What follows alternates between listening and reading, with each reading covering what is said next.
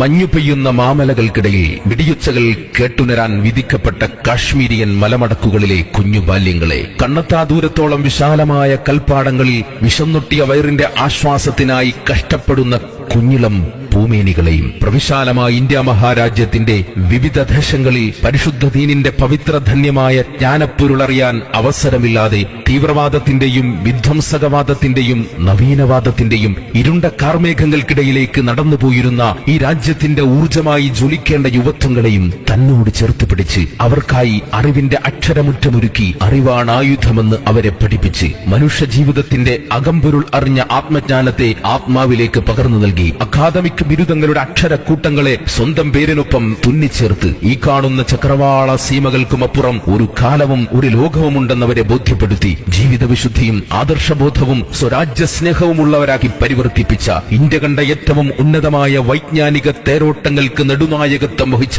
ധീരനായ പണ്ഡിത കേസരി, അതെ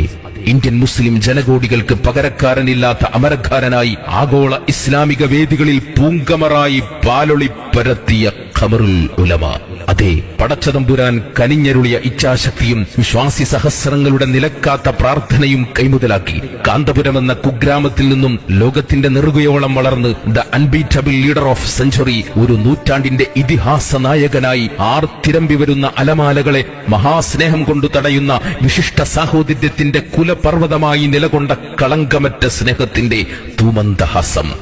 ഖമറുൽ ഉലമ, ഖായിദുസ്സമാൻ,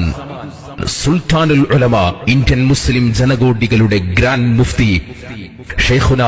കാന്തപുരം എ പി അബൂബക്കർ മുസ്ലിയാർ.